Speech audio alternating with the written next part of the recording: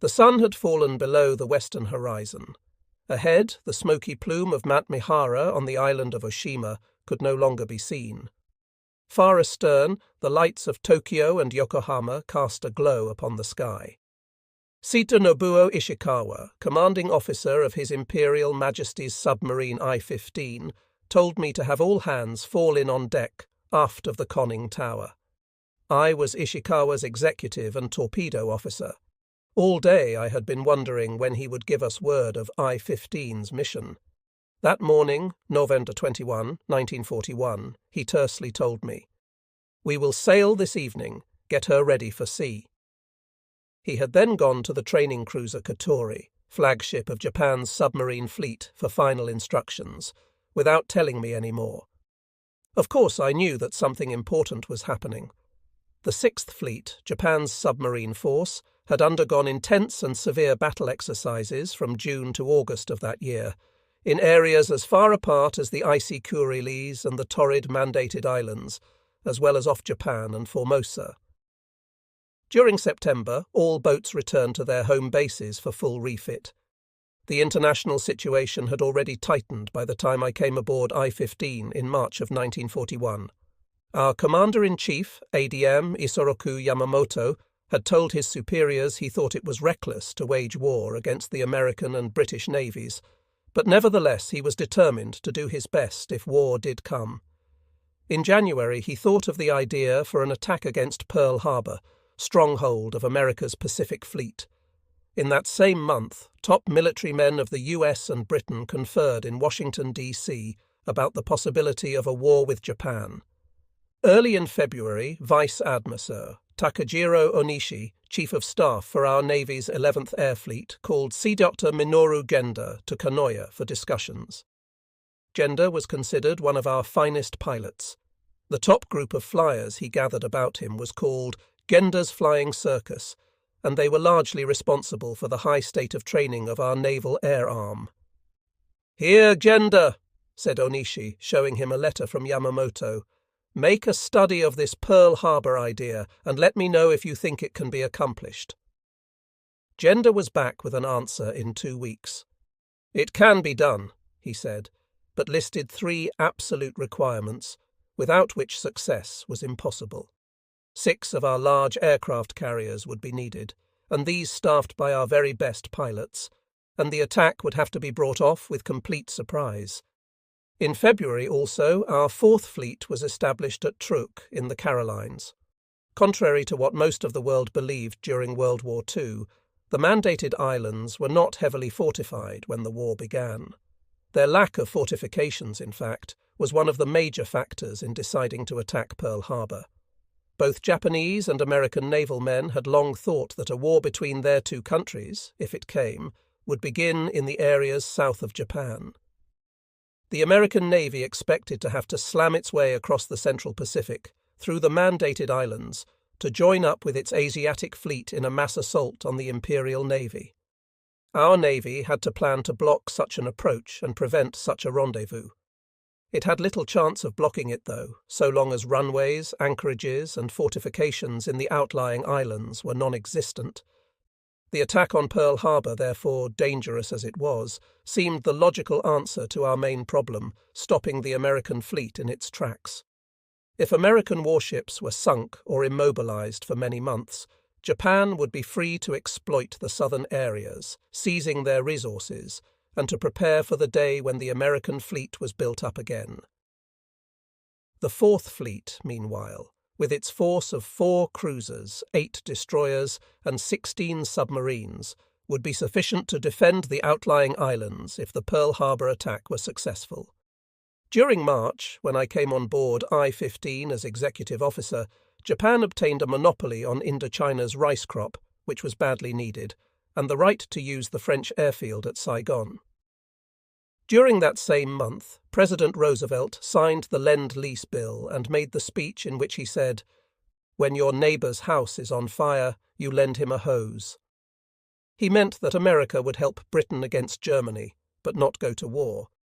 In April, our Navy established the First Air Fleet, composed of 6 carriers, and our best aviators were ordered to its air squadrons. The US occupation agreement with Greenland was signed in that month too. Some American experts on international law described the agreement as legally indefensible and claimed the man who signed it for Denmark, which owned Greenland, had no authority from his government to sign. Japan and Russia signed a non-aggression pact that month too. Our national leaders decided to open negotiations with Washington in an effort to settle what they called the China problem and to avoid war with the United States, if at all possible.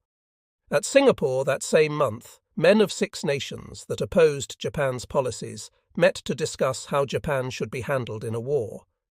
Their final decision was that Great Britain would send a striking force to Singapore as soon as possible. Should war come, the US fleet would contain the Japanese fleet with strikes in the Marshalls and Carolines, while the Dutch, together with the US Asiatic fleet, would take care of local defence and convoy escort until all the Allied forces were massed together for a strike against our Navy. In May, our ADM, Yamamoto told the Naval General Staff of his plan to attack Pearl Harbor. ADM. Osami Nagano, Chief of the Naval General Staff, vigorously opposed the plan. He felt that Japan should secure the vast resources and raw materials of the southern area first. The aircraft carriers Yamamoto wanted for the Pearl Harbor attack represented 60% of what we had. If we lost them, Japan would be at the mercy of other Pacific naval powers. In June, the submarines of 6th Fleet were allowed to fire 1 torpedo each against the steep shoreline of Oshima Island, due south of Tokyo Bay. These tests proved out the mighty Model 95 torpedo. She was the underwater sister to the surface, carried Model 93, the weapon that would hurt the enemy so badly at Java Sea, Savo Island, Tassafaronga, and in other battles. The midget submarine carrier Chiyoda, publicly listed as a seaplane carrier, carried out tests with her tiny submersibles off the eastern shore of Kyushu and the western shore of Shikoku, in areas that resembled Pearl Harbor. At that time, midget submarines were a secret kept not only from the Japanese public, but also from nearly all of the Japanese Navy as well. Germany attacked Russia that month, an action that tended to make the northern flank of Japanese defences more secure. Top Japanese planners decided to stay out of the Russo-German War, concentrating instead on gaining full control of Indochina. Not only would its great food output solve some of Japan's internal problems, but its location would provide bases for a great southern advance when the right time came. On July 2, 1941, the famous Risk of War Imperial Conference was held, with Emperor Hirohito present. Fearful that the ABCD powers, America, Britain, Dutch, Chinese, were tightening a noose around Japan's neck, the conferees decided to rush ahead with efforts in the south and strengthen Japan's position in Asia, even if it meant war. Japan was to press ahead in Indochina regardless of the consequences. A powerful attempt would be made to end the China difficulties, and it was also decided that Japan will not decline a war with Great Britain and America in the process of achieving its national objectives. More than 1 million reservists were called to arms right after that, and all Japanese merchant ships in the Atlantic Ocean were ordered to their home ports. The Americans had broken Japan's diplomatic code by July. They knew Japan had pressed Vichy France and received for approval our complete occupation of Indochina, which was then French territory. President Roosevelt, although he knew that France had given approval secretly, proposed that Indochina be allowed to remain a neutral area. When Japan rejected his proposal, he made loud public issue of it and ordered Japan's assets in the United States frozen. Holland followed suit, freezing Japan's assets the next day, and Great Britain gave Japan notice that she was terminating all commercial treaties. It was obvious that the tempers of all national leaders concerned were being heated to the point of hysteria. Unless someone calmed down, yielded, or retreated soon, it would be too late. Practically all of Japan's trade came to a halt when her overseas funds were tied up. Her supplies of oil, the lifeblood of any industrial nation, were cut off. She had to reach an accommodation with those who opposed her, or go ahead and fight for what she felt she needed to survive. She finally chose the third course. Very little of these high-level matters was known to the Imperial Submarine Service, except what we heard in news dispatches over the wireless during manoeuvres. We were concentrating on shaping the world's finest submarine navy. Though small in numbers, the Sixth Fleet's construction plans were ambitious, and we were very powerful for our size. In August, the one move that might have prevented the Pacific Naval War was proposed by Prime Minister Winston Churchill to President Roosevelt at Newfoundland during their famous Atlantic Conference. The cigar-puffing British bulldog proposed that America, the Netherlands, Britain and Russia make a joint declaration to Japan that any further southward movement on her part would automatically mean war with these four nations. Churchill knew that a Russian threat from the north would temper Japan's ambitions. Mr. Roosevelt rejected the suggestion. He reasoned that American public opinion was not yet strong enough to support such warlike statements. Actually, his fellow citizens considered happenings in the Far East extremely remote from American interests. As one reporter put it, Americans couldn't get very excited about what 70 million Japs were doing to 6 times that many Chinks. After Mr. Roosevelt got back from Newfoundland, he and his Secretary of State conferred with our ambassador, Mr. Kichisaburo Nomura, about resuming talks and arranging for a Pacific conference with our foreign minister. On August 27th, Japan protested the shipment of Lend-Lease goods through Japanese waters to Vladivostok, from which port they went overland to Russia for use against our German allies. The next day, a joint conference in Tokyo decided that war, if it began at all, would have to begin in November or December 1941. November was better because tides, phase of the moon and typhoons were more favourable. Winter snows would hold back the Russians in either month if they got any ideas about attacking Japan. After December, however, we would have dipped very far into our critical oil reserves. In any case, a decision would have to be made by early October, so plans could be completed and executed no later than December. After that month, Japan's enemies would be too powerful for her to challenge. All this information, of course, was knowledge a lieutenant less than 10 years out of the Naval Academy at Etajima could not possibly have had at that time. It has taken much reading and study on my part to ascertain these facts. During this period, high-level manoeuvring and note exchanging was going on. I worked very strenuously at the only trade I knew, whipping a submarine and its crew into top readiness. Our Sixth Fleet had 3 squadrons of submarines at the time the war started, including one made up of obsolescent boats that were used for training practice in home water. My boat, I-15, was in Submarine Squadron, Sub-Ron 1, and I was one of 3,000 officers and men who manned the boats of what was called the Advance Force. Basic pre-war strategy centered around my squadrons advancing deep into enemy waters and keeping watch on his naval ports. Should he sally forth to attack the Japanese homeland, we were to attack him, then use our high surface speed of 23 knots to dash away and set up a second ambush for him, repeating this tactic until we were out of torpedoes. If, in spite of the damage we did to his fleet, the enemy kept advancing toward Japan, our combined fleet would sortie to meet him with boats of Subron 2 and Subron 3 screening far ahead of it.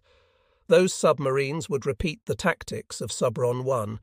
Theoretically, by the time the enemy closed with our main body for the one decisive sea battle admirals dream of, he would be so weakened that he could be crushed.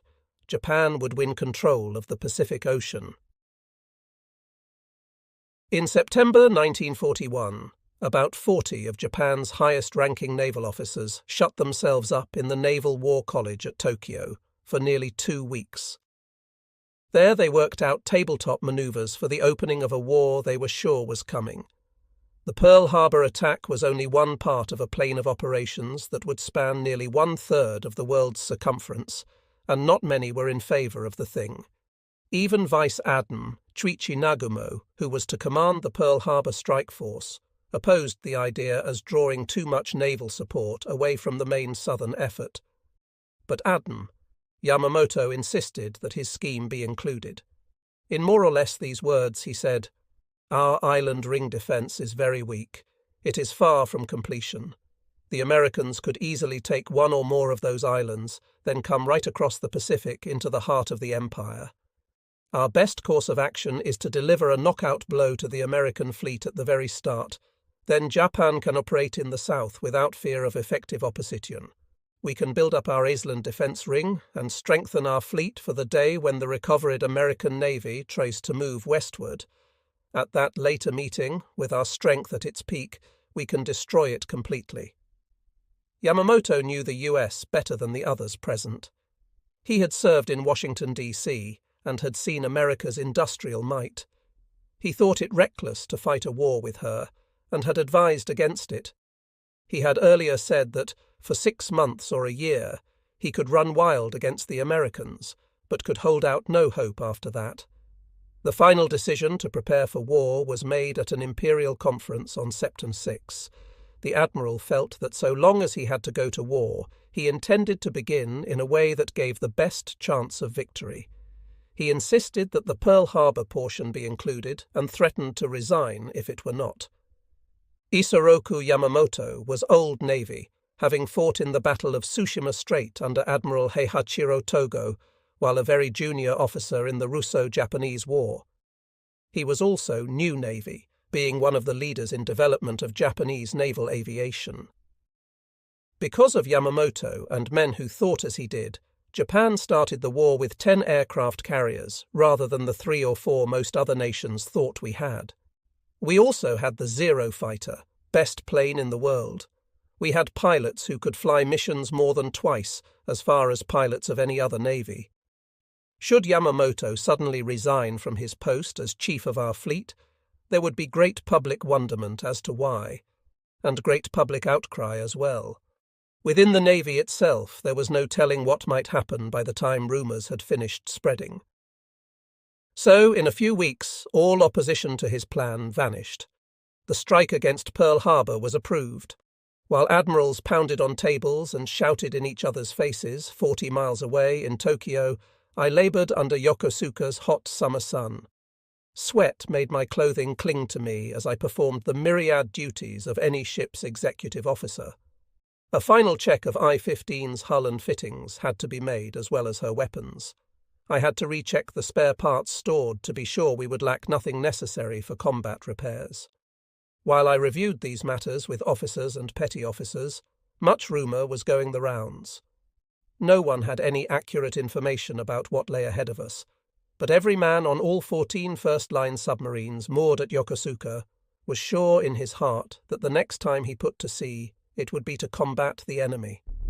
And we were truly ready for it. All 14 boats were 16,000 milers with surface speeds of more than 20 knots. All could steam to the US west coast and back without refuelling. Confident we could meet and beat the best, we worked with a will. One sad note sounded through the 6th Fleet on October 2nd. I-161, commanded by Lieutenant CDR Takashi Hirokawa, hit a gunboat while steaming in home waters and sank with the captain and most of his crew. That was the 3rd submarine disaster in 20 months, all due to the rigours of intensive training that was standard policy with the Imperial Navy in the late 30s. I-163 had gone down in Bungo Strait after colliding with another submarine on February 2, 1939. Only her captain, Takashi Sano, and a few crewmen on her bridge were saved. We also lost I-167 plus Sea-Diota Tadashi Okata and 86 crewmen on August 29, 1940, during fleet manoeuvres in the Bonines Islands. Also, during October, the portion of Subron 1 under Hanku Sasaki was suddenly ordered into Kure Naval Arsenal for installation of special fittings. No one, including Sasaki himself, was told what these fittings were for, but he learned soon afterward. During October, a special conference of senior officers was called by Adem. Yamamoto, on board his flagship, the battleship Nagato, anchored off Kure. There he told them to consider themselves and the forces under them on a war footing. November came. In its first week after an Imperial conference, the Special Combined Fleet Top Secret Operations Order No. 1 was issued to a few high-ranking naval officers. It commanded them to complete final preparations for war by early December. The expanded part of this plan spelled out everything, including the details of how Pearl Harbor, Malaya, Guam, Java, the Philippines, and the South Seas areas would be attacked. Vice Admiral Mitsumi Shimizu, who commanded all Japanese submarines, passed the word to men who captained his boats on November 10. Part of Subron 1 and all of Subron 2 were at Yokosuka then. The rest of Subron 1 and all of Subron 3 were at Kure. These, soon to total 30 submarines in all, were the finest Japan had. All would soon be sailing eastward. From November 10th through November 12th, I scurried back and forth along the hull of I-15 like a water beetle up and down a puddle. My hardest task was calculating just where to stow the great mass of materials coming aboard. We were loading provisions for 90 days. It had to be done in a way that would not reduce her fighting ability. Trim, buoyancy, and balance had to be considered while I directed the storage of goods. It took 3 days to get the job done. When we were finished, the entire deck space inside I-15, except for the diesel engine room, was covered with bags of rice, boxes of dried food, and tins of provisions, to a depth of 2 feet. It looked like our crewmen were living in a tubular food warehouse.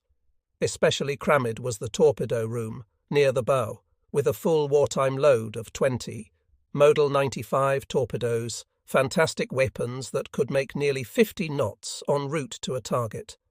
Men in that compartment not only had a 2-foot thick floor of food, but had to squeeze between it and the steel fish in order to get needed rest. On order of Vice Admiral Shimizu, the hulls of all submarines were painted black and their hull numbers white. I is the first character in the Japanese phonetic alphabet and looks something like the Greek lambda.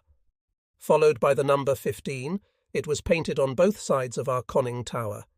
It meant I-15 was a first-line, Class A submarine.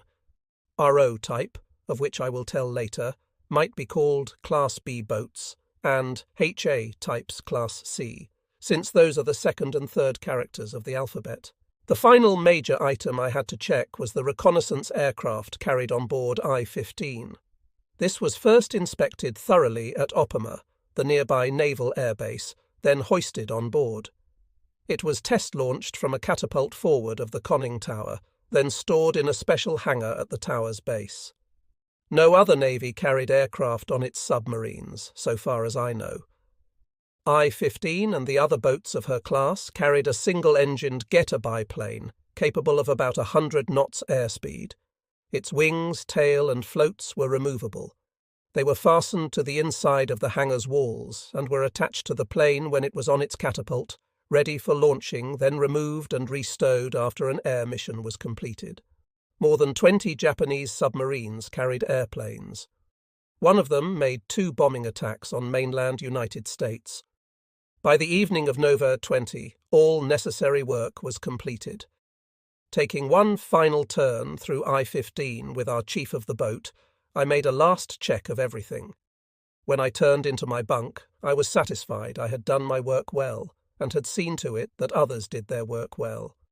So Captain Ishikawa now had a submarine that was ready in all respects for combat operations. Right after breakfast next morning, he ordered me to prepare the ship for getting underway by evening. 14 submarines had already slipped quietly out of Yokosuka, perhaps the world's most security-tight base. American sailors who have been there since the war's end know of the 9 tunnels along the road between it and Yokohama, forming the only land approach to the base. And Yokosuka base is surrounded on 3 sides by water, making it easily patrolled by small sentry craft. Before and during World War II, no one was allowed to approach or live within a radius of the base that extended out to the 3rd tunnel unless he had an official connection or business with the base. And no one at all in that area was permitted to own a camera. For these reasons, there were no cheering crowds to see us off as we slipped away. Only crews of training submarines waved their caps in circles over their heads to us in the traditional Navy farewell.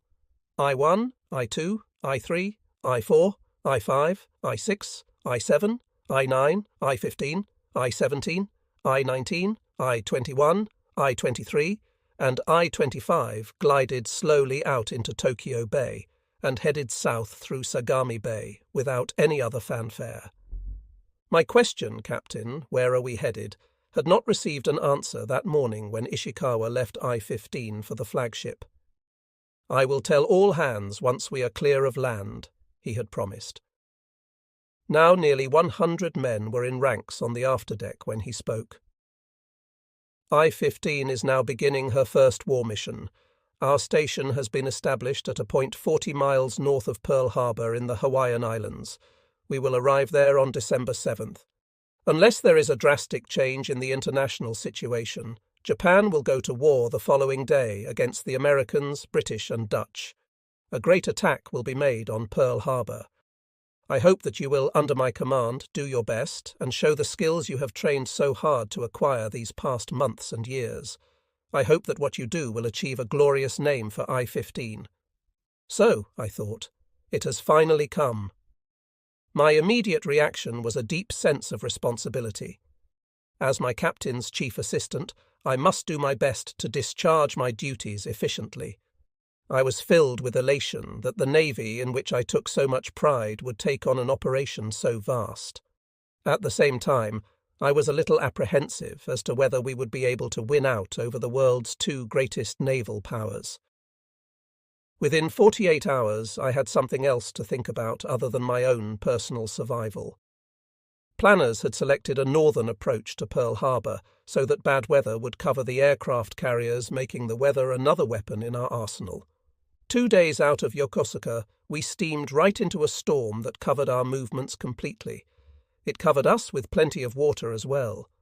For many hours I felt I was at the bottom of a watery valley, staring up the sides of 2 liquid mountains as I-15 wallowed in the trough of giant crests. Over and over again, with a mighty smash, the spuming wave-tops would crash down on my submarine. We, at stations on the open bridge, clutched at any projection available to avoid being washed away in the boiling sea. We were in that storm a long time, and the nights were especially bad. They were pitch black, and we dared show no lights for fear of being sighted by some plodding merchantman. In the blackness, we had to fight our fear, as well as cold and fatigue. All hands soon fell into a state of near exhaustion, both mental and physical. With the massive load we carried, I-15 had only slightly positive buoyancy. This would prove advantageous should we need to submerge quickly, but it made for sluggish movement along the ocean's surface. The only bright aspect was that since we were out of the range of Midway and Wake Island patrol planes, we could concentrate all our efforts on fighting the storm and repairing damage. Topside wasn't the only place where men suffered. A submarine on the surface breathes as a swimmer does.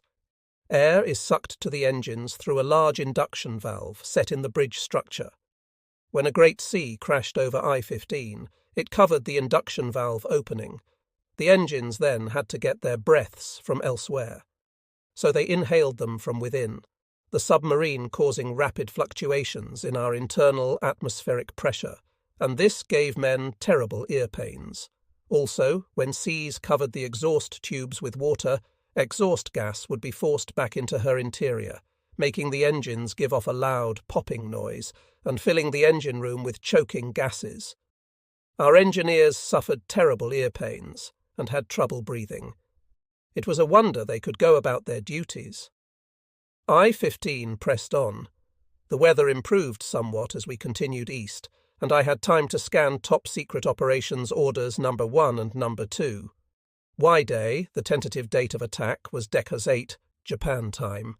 X-Day, the actual date of attack, was to be transmitted to us later, if war could not be avoided. The submarine operation was very complicated.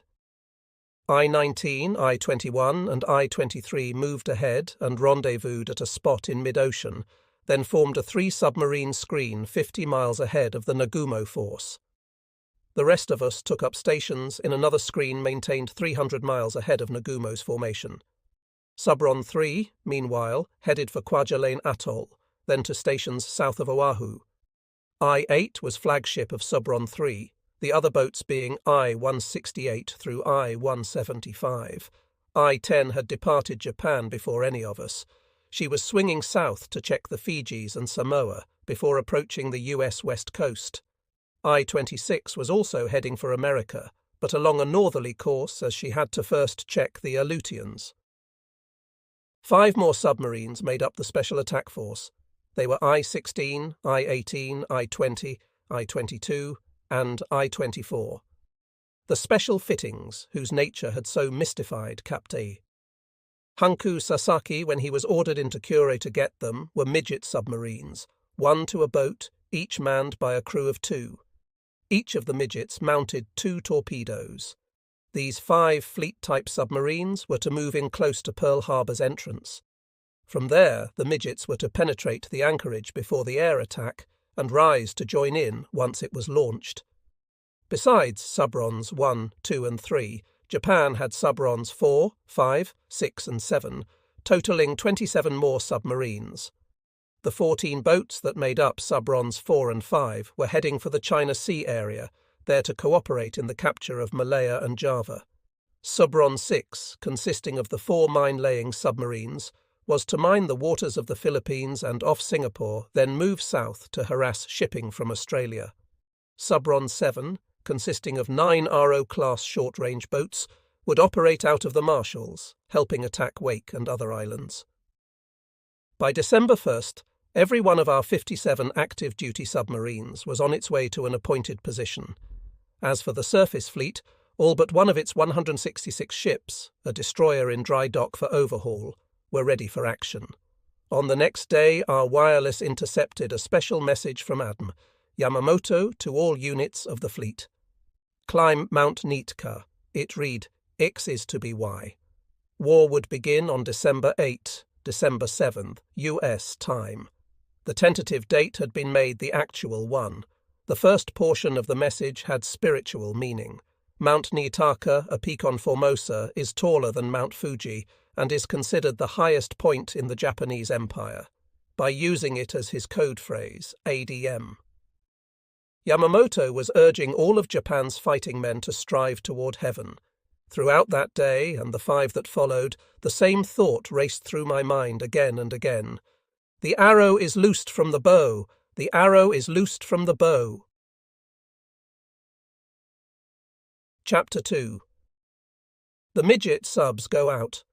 While I-15 laboriously made its way toward the Hawaiian Islands, over a course that at first swung north to place it in front of the Nagumo force, 5 other boats of Subron 1 were also en route, each carrying a very special weapon. Just as the German Navy had pocket battleships, Japan had pocket submarines. Shrink a regular submersible to 1/7 of its size, divide its crew by 50 and its armament by 10, and you have the weapon that penetrated Pearl Harbor 4 hours before the Pacific War began. The idea for midget submarines originated with Captors Kaneharu Kishimoto. In 1933 he said, "If we could launch big torpedoes with men on board them, and if those torpedoes went deep into enemy areas and launched smaller torpedoes, there would be practically no chance of a miss." He received permission from Admiral of the Fleet Prince Hiroyasu Fushimi, who was then Chief of the Naval General Staff, to construct 2 prototype midget subs. One condition had to be met. They were not to be toko, suicide, weapons. Assisting Captain Kishimoto were 4 officers who, like himself, later rose to flag rank. Sea Dr. Toshihide Asama specialized in torpedoes. Sea Dr. Takeshi Nawa, batteries. Sea Dr. Kiyoshi Yamada, motors. And Sea Dr. Ariki Katayama, hulls. The project was classified top secret from the start, and work began in a special closed shop at the Kure Naval Arsenal. During its design and construction, the weapon was called Akan Emono, metal fitting, Type A. Years later, when it began to appear in the fleet, it was called Ko Hyoteki, target Type A. Right up until the government broadcast telling of midget submarine operations at Pearl Harbor, most Japanese Navy men thought these bulbous cigar-shaped hulls were special targets for use by submarines during firing practice.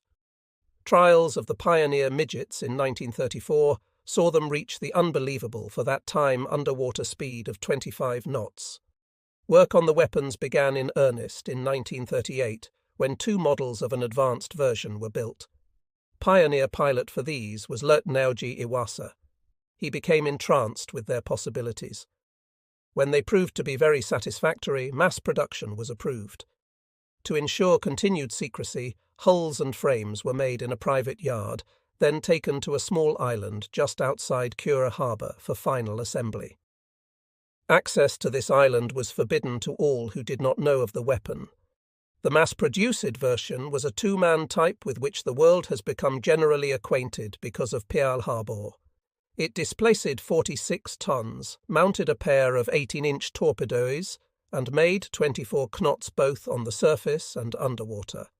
By changing its battery connections, it could be made to run at 10 knots, 8 knots, or, for a 25-hour period, 4 knots. It could also move in reverse at 4 knots. Another type of midget submarine was also built, which carried 3 torpedoes and 11 men. It was called Nome 71 boat and was generally considered the best means of defence for outlying islands. But it proved unwieldy, complicated to handle, and not very well suited to mass production, so it was discarded. Every number 71 made was completely dismantled for fear that word would leak out that Japan was building midget submarines. The trainees lived on board IJN Chiyoda, one of 4 ships designed to carry midget submarines. Training was done at Urazaki, a small island about 12 miles southeast of Kure. It was designated Base P. Before pilots went out on training missions, officials would clear the area of all fishing boats and commercial steamers. There were numerous accidents, with pilots crashing into the sea bottom or hitting target ships accidentally, but they perfected their skills as time went by, doing so in complete secrecy. Even the ships designed to carry these weapons were secret. Our naval listings and foreign magazines described Chiyoda, Nishin, Mizuho, and Chaitos as seaplane carriers. Foreign navies thought they were floating bases for amphibious aircraft. Actually, these 4 ships were fitted to transport and to launch 12 midgets each over a specially designed stern. We also had several destroyer-type midget transports, which could also launch them over specially sloped sterns. During the 1941 summer fleet manoeuvres, Chiyoda took out the midget pilots who would later attack Pearl Harbor. They trained in terrain that resembled Oahu. The enthusiasm of Lieutenant Naoji Iwasa for his weapon grew and grew. It infected others. They had high hopes for their special craft and were anxious to prove them in battle. But they wanted to do more than simply sortie with the combined fleet and form a submarine network around an enemy force in mid-ocean. Iwasa was convinced that his submarine could penetrate enemy anchorages, even an enemy's home ports, and do widespread damage. He proposed this to Captain Kaku Harada, commanding officer of Chiyoda. Harada liked the idea so much that when Lieutenant Ryunosuke Ariizumi, a submarine member of the Naval General Staff, came to the Chiyoda to inspect the training, Iwasa was permitted to present his proposition to him.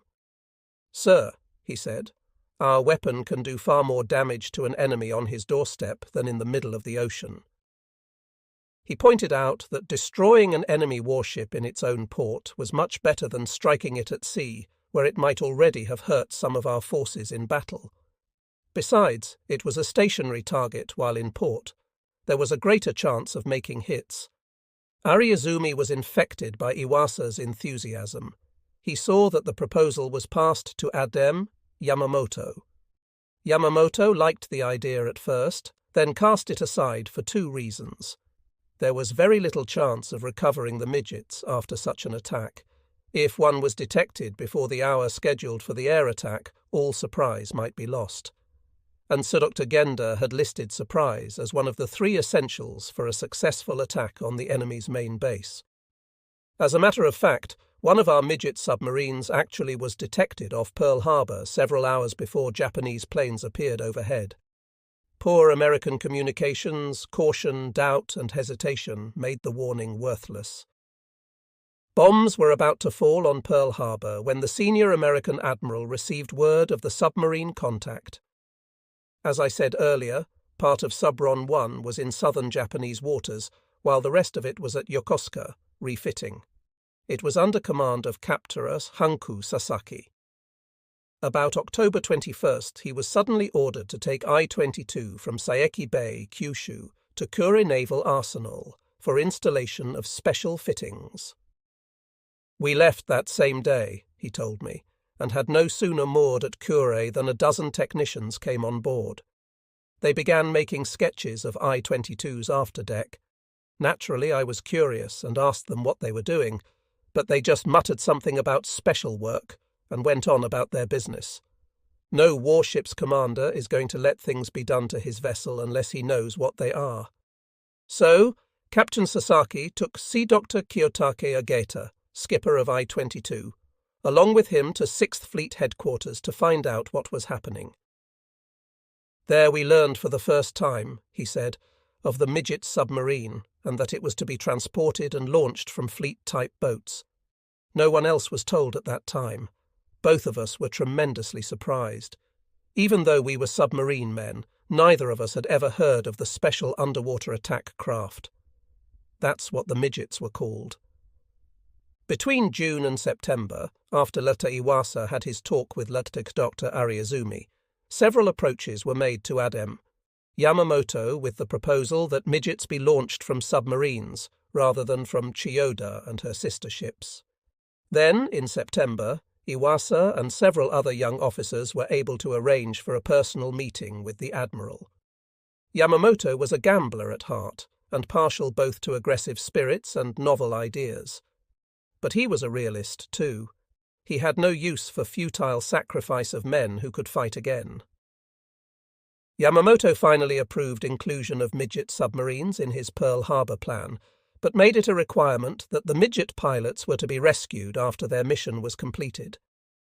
Yamamoto's decision to include the midgets was made in October, barely leaving time to complete construction arrangements. I-22 was the first submarine ordered into Kure for alterations. I-16, I-18 and I-20 arrived a few days later. On October 31, a fifth submarine, I-24, was completed at Sasebo, our third major fleet base. She was immediately ordered into Kure without any shakedown or sea trials. 5 pilots for the midgets reported aboard the submarines. They were Lieutenant Naoji Iwasa, I-22, Lieutenant J.G., Masaharu Yokoyama, I-16, Lieutenant J.G., Shigemi Haruno, I-18, Ensign Akira Hiru, I-20, and Ensign Kazuo Sakamaki, I-24. On November 13 to 14, Division Commander Sasaki, the commanding officers of the 5 submarines and the midget pilots, received a full briefing on the proposed mission. The submarines were to depart Kure early on November 18, stop at Urizaki to load midgets, and depart that same evening on a direct course for Pearl Harbor. The 5 would travel in line abreast with 20 miles between ships and the flagship, I-22, in the center, while within 600 miles of wake and midway, they would travel submerged during the daytime to avoid detection by patrol planes. They were scheduled to arrive at a point roughly 100 miles south of Pearl Harbor after sunset, 2 days before the date tentatively set for opening the war. Under cover of protective darkness, the submarines would surface so the midget craft could be given a final, thorough check. All 5 fleet-type submarines were then to start moving in until they were 5 to 10 miles off Pearl Harbor's entrance. There, they would be arranged in an arc in the same formation, left to right, I-16, I-24, I-22, I-18, I-20. They had maintained while crossing the Pacific. Beginning from the left, I-16 would launch her midget 3 hours before sunrise. The others would follow at 30-minute intervals. I-20's midget, the last, was to pass through the harbour's entrance 30 minutes before sunrise. All midgets were to drop to the bottom and lie there until the air attack began. Then they were to rise and join in contributing to the enemy's general confusion and overall damage with their 10 torpedoes. Each pilot had the option, however, of letting the air attack pass and waiting until dark to rise and fight. After making his attack, at whatever time, Each pilot was then to circle Ford Iceland in the centre of Pearl Harbor, keeping it to his left, and depart the harbour. It was felt that the anti-submarine net would pose no problem at that point because of enemy ships running to safety in the open sea. Surely it would be open for them. Once outside the harbour, the midget pilots were to steer for the pre-designated pickup point. Mother submarines, after launching midgets, were to clear the area. They were to move off as quickly as possible to a point 7 miles off the western tip of Lanai Island in the Hawaiian chain. They would take positions about 1 mile apart there and scuttle each midget as its crew was recovered. At the time of the briefings, the 5 petty officers who would serve as crewmen in the midget submersibles knew nothing of the plan. They were Naoharu Sasaki, I-22, Teiji Ueda, I-16, Harunori Yokoyama, I-18, Yoshio Katayama, I-20, and Kiyoshi Inagaki, I-24. The quintet were given the details later on the way out from Japan. On November 14th, Captain Sasaki later said, "We were visited by Captain Takayasu Arima, the torpedo staff member at Combined Fleet Headquarters. He came with an urgent message from Admiral Yamamoto. The Commander-in-Chief wanted it positively understood that under no conditions were the midgets' pilots to force their way into Pearl Harbor. Everything had to be ideal for them, or else they were to abandon the penetration attempt and retreat to the pickup point. ADM. Yamamoto didn't want to lose the element of surprise just because some young officer became eager for glory. Captain Arima also passed on another order. Everyone involved was to direct his every effort toward rescuing the midget submarine crews after the attack.